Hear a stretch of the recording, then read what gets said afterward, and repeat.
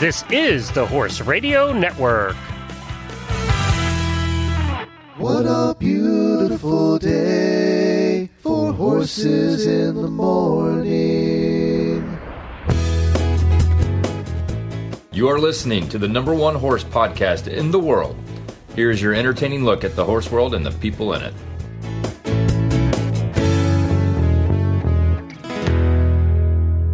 I'm Coach Jen from Ocala, Florida. And I'm Mary Kitzmiller from Kemp, Texas, and you are listening to Horses in the Morning on Horse Radio Network for April 14th, episode 2912. Good morning, Horse World. What is your favorite day of the week? You never stop learning. You never stop understanding. It's more in depth than just riding a horse. Exciting, knowing that for the rest of my life I could work on this and I'll never stop learning.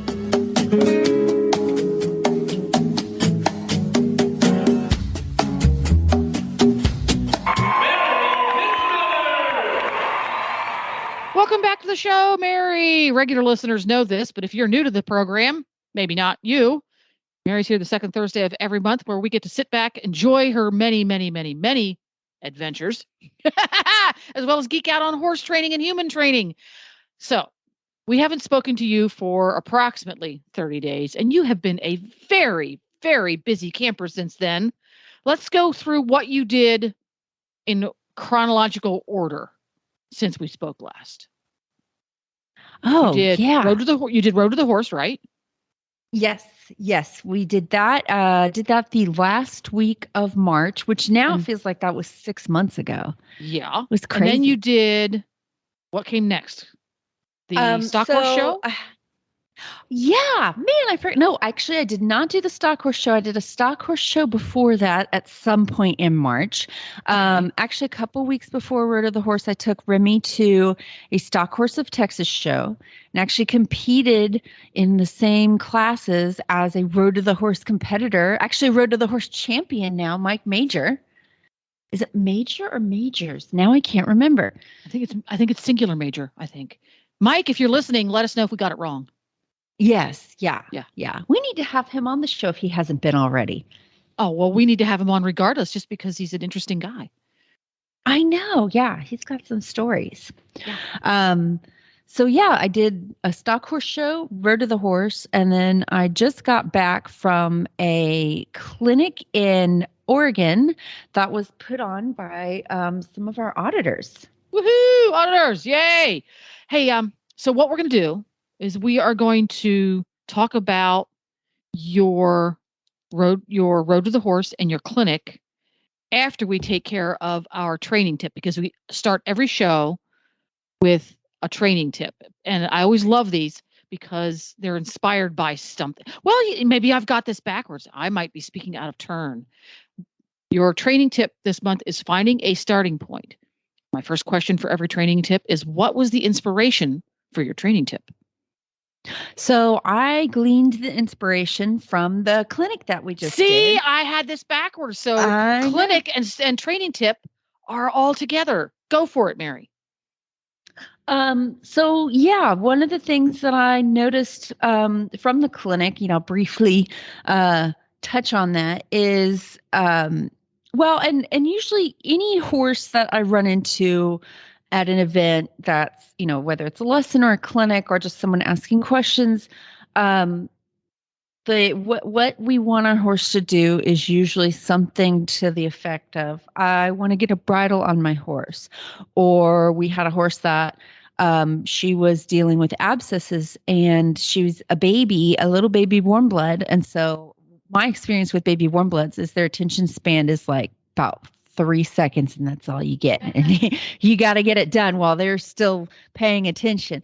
But we need to doctor her feet, so we need her attention for longer periods. And she's, at one point in the clinic, she was a bit airborne because she was so excited, and we were getting some hail on the roof, and it was making loud noise, and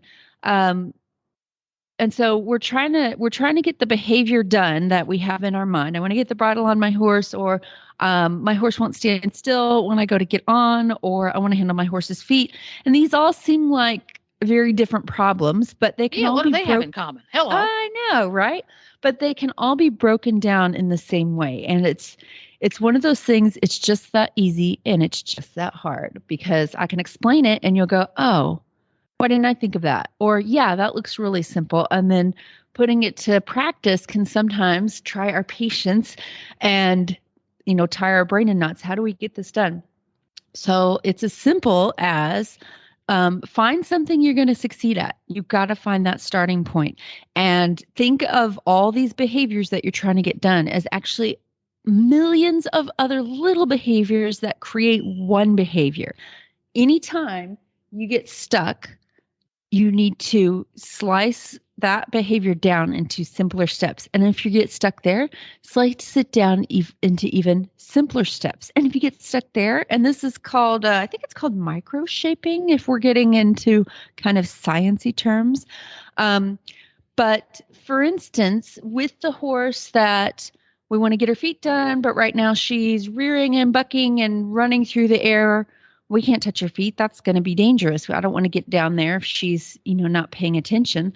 So what is something I think I can get this horse to succeed at? We could succeed at together and go from there. So first thing I need to do is get this horse to pay attention to me. And that's what I did with this horse this weekend.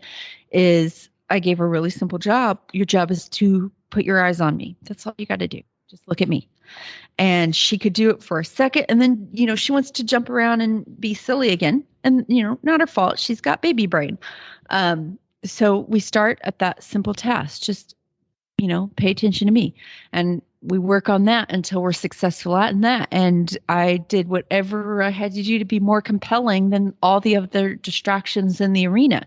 So that might involve kind of making noise and get her attention on me, or yielding her hindquarters, and then telling her she was right every time she figured it out. So like anytime she put her attention on me, I give, release all the pressure, give her loose lead rope, maybe give her cookie.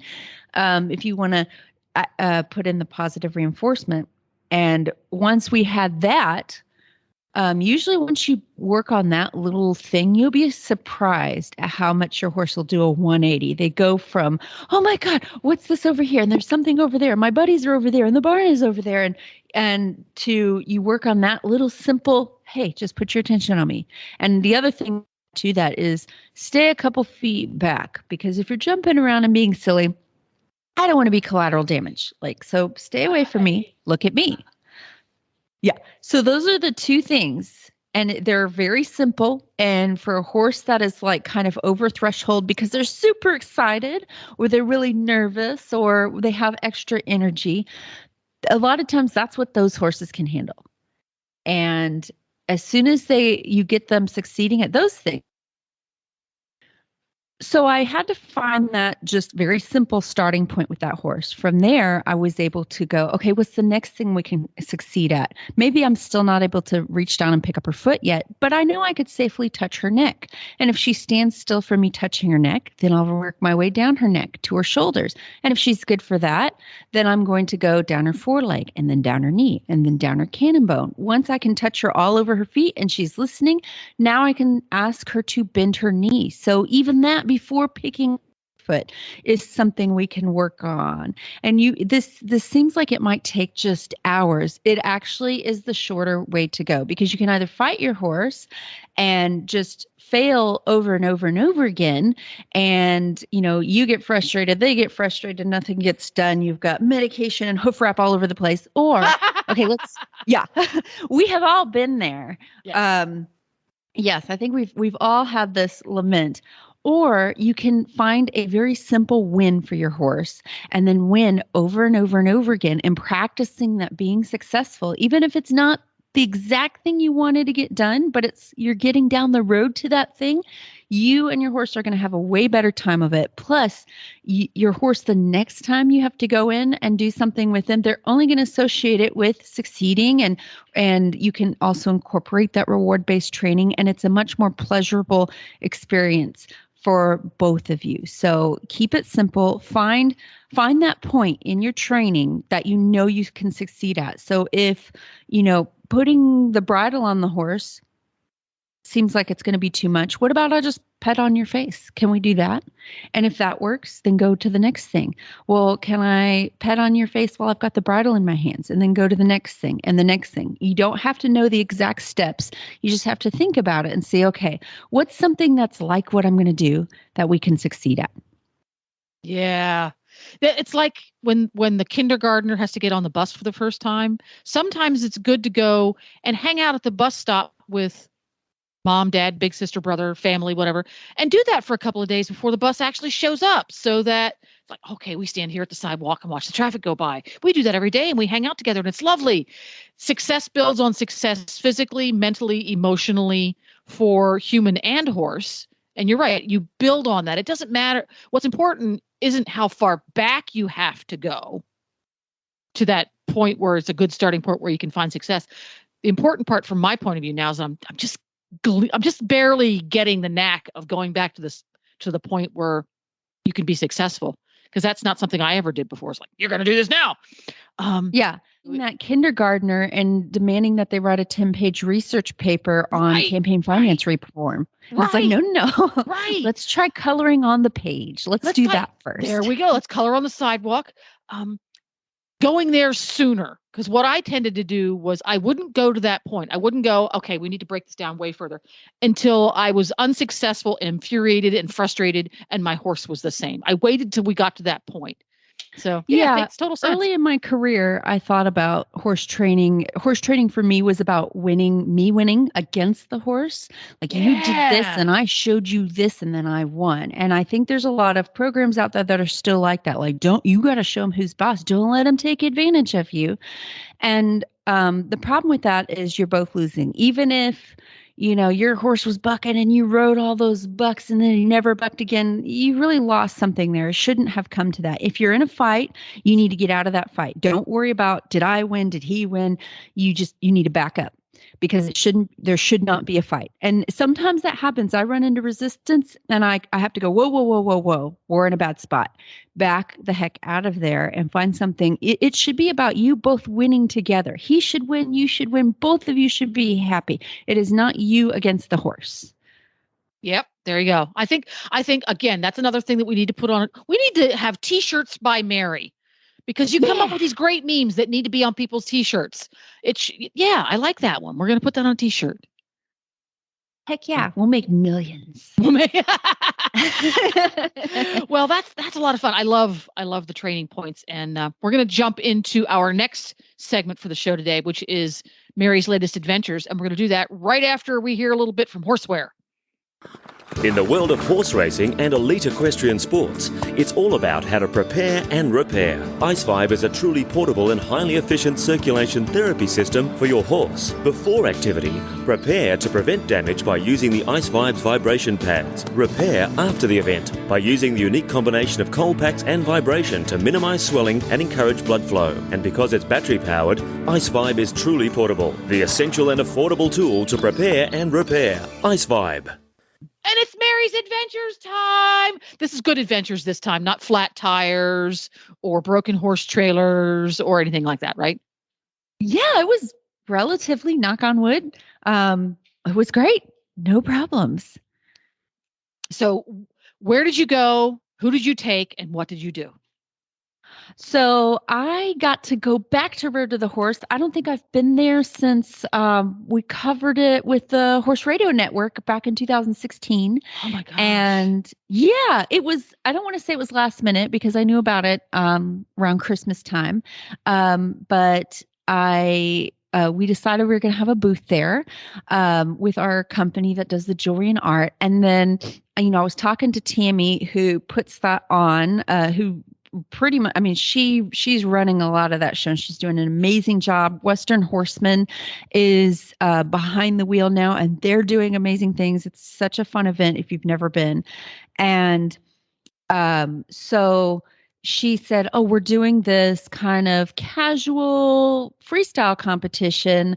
It's not any big stakes thing, but, it's open to like pen wranglers and past competitors and current competitors, and asked if, would you be interested? I was like, yes, I would. So I brought my little fluffy Mustang Remy to be in the freestyle. And then there was also an opportunity to do a training clinic. So I did a clinic on Thursday. I did like a little hour-long presentation, and the little feather in my cap is I did it on positive reinforcement training. And I think maybe I'm the first person to ever kind of introduce that idea at Road to the Horse. So I feel pretty proud of myself there. Yeah, It was that's neat. really fun. Yeah. And I think all good trainers are using positive reinforcement training. You pet on your horse when he does really well, and you give him things that he likes, and that motivates him. But I showed a couple of ideas about how you can mark behaviors. So introduce some of those clicker training concepts. It was really fun. And, speaking of the training tip about finding a starting point, I was so inspired watching these trainers. We had Brandy Lyons, Pat Pirelli, Glenn Stewart, and Mike Major, who's a first-time competitor, as well as Brandy. And they all did tremendous jobs. They picked some tough little colts, let me tell you. So was it 3 competitors this year in the brown pens? It was 4. So it was 4? Glenn, Brandy, Pat, and Mike. Okay. And I saw a super great example of finding where you can win with your horse with Brandy, her first session in the round pen. She picked a horse that this really big, pretty Roni pony that was really, really quiet and sort of turned off. He was like, I'm not interested. I don't want to play this. Nope, it's not happening. Which those horses can actually be more difficult than the one that is like sometimes jumping into the rafters, because, those horses are really sensitive, and it can be really easy to say, hey, I'm going to be your friend and show you what to do. And sometimes those horses are like, oh, thank God. And they will do what you want. And they're really feely and sensitive. This guy had just gone on what I call screensaver mode. He was out to lunch, and, everyone else is getting their horses caught, and Brandy's just trying to get hers attention. He's just standing there like, nah, not going to do it. Like, what do you do? What do you do when that happens? And so I'm watching her round pen like with super keen interest, because I already was like, oh, she picked the toughest one. The others might be kind of like jumping around and those are more dramatic to watch, right? Yes. Sure. So they look more difficult, and those horses are challenging too. But hers, you run into this conundrum of, how much pressure do I use to get a response? And on a horse that their go-to is not to go into flight mode, but to go into this shutdown, like they just pretend nothing's happening. Like they're like, I'm just going to close up shop and ignore everything. What do? If you increase pressure, you run this risk of using way too much pressure and still not getting anything done. So what she did that first session it was beautiful. It was so good. She worked on what that horse could succeed at. So, she'd gotten the horse caught and was moving it out a little, but he just still was like, yeah, I'm not going to do it. And so I was going through my mental checklist watching this horse, and I'm thinking, he's not ready to saddle. Like, you can't even get him to move out in the round pen. And I see her put the saddle on him. And at first I was like, oh, that's not, I would want this and this and this to happen before we get the saddle on. But you're in a colt starting competition. You got to move things along. So she saddled the horse, because the horse was like, well, I'll stand still. So she took that opportunity. Okay, well, why don't we work with the saddle a little bit? And instead of trying to get in the fight with the horse and kicking up a bunch of dust and getting him to move, that's when she got the saddle all cinched up, and then she walked out of the round pen and took her break. And I was like, oh, interesting. And that horse, just being alone with the saddle, he was like, I'm just going to walk around a little bit. And I saw him just start to loosen up and get used to the idea of wearing the saddle without all the added pressure of someone trying to push on him, which he would have surely shut down to. And that's what she did the whole session, was just take whatever opportunities this horse was giving her. And by the end of that session, like as I was watching it, this horse just all of a sudden he just started loosening up, and he started going from this pokey, I don't want to do it walk to stretching his legs out and moving out. And like he just turned into a different horse by the end. And her session was the most quiet. And you would think, oh, she didn't get that much done. She got so much done with that horse. She worked the horse that was in the round pen, not the horse she was probably thinking she was going to get. And she ended up second place that day. I thought Mike also did a really good job. To me, they were neck and neck, and they were just points apart. And that was my favorite.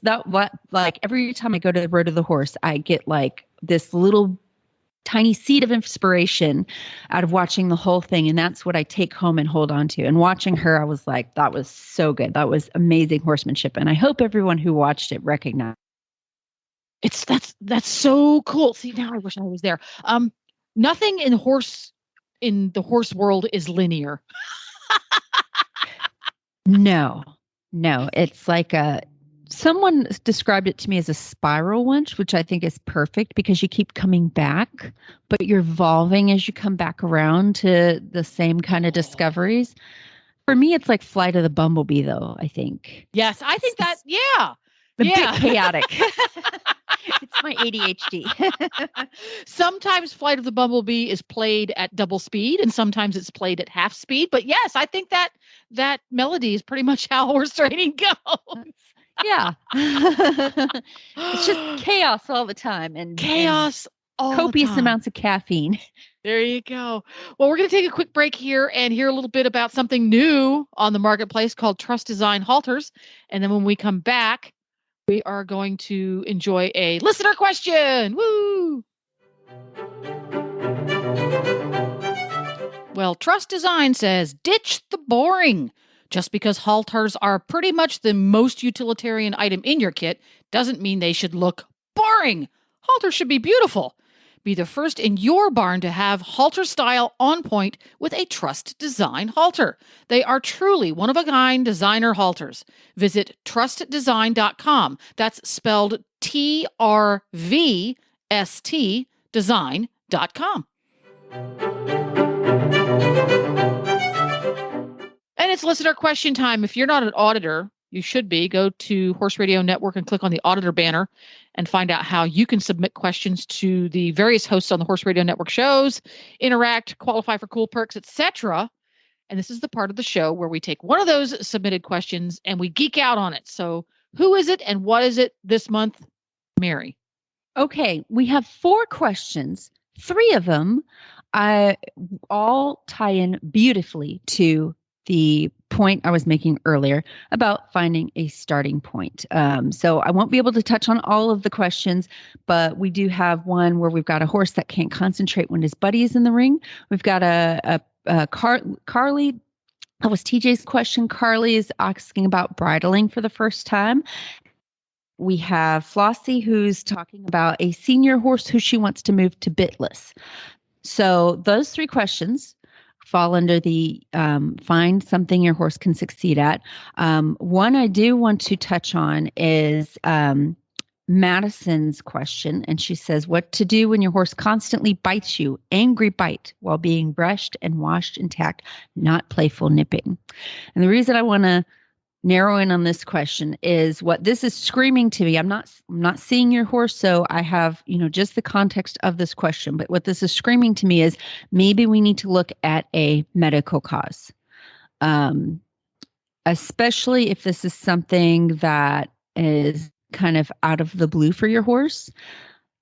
So horses that get really kind of nasty about this, especially, this horse is when you're trying to brush. And so like when you're trying to touch this horse and tack this horse, there could be a lot of things going on here. It might be behavioral, but if I saw this horse, I would probably say, let's rule out a pain or discomfort issue. And I think even a commenter in the group mentioned ulcers.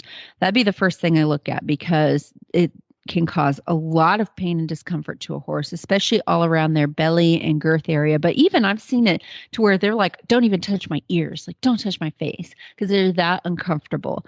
And so if you have a horse that is doing this and it's not normal for this horse, you can't think of any kind of event that might have created this in the horse, I would speak with your vet.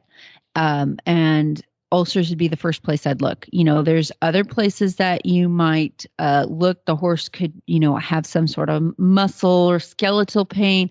You have to play detective, and it might be a little bit of a frustrating search, but that's kind of where I would look. And if I've exhausted all options and I'm sure I don't think it's a pain and discomfort, that's when I would go to training. And the training version of this would be very similar to what I talked about. Find a place that your horse will let you touch them and they're okay with it, and stay there and reward your horse. Sometimes it might just be right on their forehead. That might be the only place you can touch your horse without them getting upset. Work there and then go a little bit further, maybe down to their jaw a little bit, pet them there. And if they're okay, retreat back to that safe place. Then go a little bit further. Can I touch you on the neck? And then retreat. And you can combine this with reward-based training as well. But before you do any of that, I would look at pain, discomfort. Yeah, that's very cool. And I might reiterate here, and this is something I'm guilty of constantly. I'm one of those trainers that I always ask for too much. Horse allows you to pet his forehead. He's like, oh, cool with that. I like you. We're good. Petting the forehead. We're going to move around and pet your jaw or maybe under your chin and give you a little scratch. Horses, oh, cool. I like that. That feels good. I'm the person that will go, oh, he's cool with that. Let's do one more. And it's so hard, especially because most of us in the universe, our time with our horses feels so limited. It's like, oh, we get as much done as possible. To quit while you're ahead. Don't wait till you get a no. Don't wait until you get a I don't like it anymore to retreat, because that can also reinforce the fact that, okay, if I put my ears back, she goes away altogether. We don't want to reinforce that, because that is the kind of reinforcement we don't want. What we want is, oh, I want her to come back because she was petting my face and I really like that. That's the answer we want. So pet the forehead, pet the jaw, quit for today. Pet the forehead, pet the jaw, quit for the day. Pet the forehead, pet the jaw, pet the top of the neck. Oh, look, he's cool with that. Go away quick before he changes his mind. Am I kind of on the right track there? You're on the right track. I would say, so this is very tricky because you are trying to work your way to a challenging space. Maybe it's a Mustang that's never been touched before. You do have to go, there's this area, but before the horse absolutely says, heck no, I'm out of here, we're done. And it's past I'm totally fine with this. This doesn't challenge me in any way. And so you've got these two areas. You've got, do not touch me here on pain of death. And I'm okay with this. You venture into that no man's land and you have to go there, but you have to figure out what's too much, what is too much in the safe zone and what's too much in the danger zone. You do have to challenge them a little bit, and you have to know when to get out of there. You have to be Goldilocks and the Three Bears. My gosh. It is very, especially with a Mustang. Oh my gosh. Mustangs will when I'm working on touching a Mustang for the first time and I accidentally touch him a millimeter away from an area that he's already been touched. Like, so I venture a millimeter off of that and he's like, you haven't touched me there before. I know. It's like, dadgummit, dude. But you eventually have to touch this horse all over. And same with, this horse that, we want to get to a point where we could tack him up and bathe him and everything. So if you do get to a point where the horse pins their ears and they say no, you're okay to back up a little bit. It's okay. That's not giving up. Giving up is just like walking completely away. Go back to, okay, I'm going to come back here now, but I'm going to try this again in a few minutes. So yeah. And with this all relates to Carly's horse that, this is a Mustang. She's bridling for the first time. So, it relates to that. So getting the bridle on the horse seems like one easy, simple maneuver. It is for a broke horse, for a trained horse. So Carly, in this kind of vein of finding a place where, finding that starting point, Can you touch the horse everywhere on his face? Can you put your hands around his ears? Can you move his ears back and forth? Can you touch him all around his mouth? Because you're going to put a bit in there. If you can't put your hands there, bit's not going to go. Can I mess with his mouth and stick my finger in his mouth, that place between their teeth that's my cue to, hey, open your mouth, the bit is coming. Can you do that without him freaking out? Can you ask him to lower his head and he keeps his head down as you're petting him all over? Can you, rub your hands over his eyes? These are things that I would focus on before you get the bridle out. And even one step before the bridle, I use a long lead rope and I kind of double it and make like this fake bridle. It's hard to explain, but I make a big loop with it, and the bottom of the loop is kind of going to be the bit, and I'll use that lead rope and I'll practice petting the horse all over with that lead rope, and then I'll stick my thumb in its mouth and stick the bottom of that loop that I've made into his mouth like this is the bit, and then I ask him to drop it, and I do that over and over again. So using that lead rope bridle is just one step back from, the horse can usually accept that and have an easier time. And then once I work in the real bridle, it's not this big, scary, brand new thing for them. So, that's the answer. Anytime you get stuck, you never go wrong with break it down more, break it down even more. You'll get things done a lot quicker and a lot more smoothly if you do that instead of trying to shove it on them all at once. There we go. So, which is sometimes what we do, but yeah, we are prone to that as human beings. So for folks who want to contact you about doing a clinic, talk to you about getting their horses trained, buy some of your artwork, commission some artwork, find out where you're going to compete next. All of those things are available, I'm guessing, online. How do they do it? You can find me on Facebook. Mary Kitzmiller Horsemanship is the page. And we also have a Facebook for the jewelry and art and fun stuff that we had in our booth at Road to the Horse.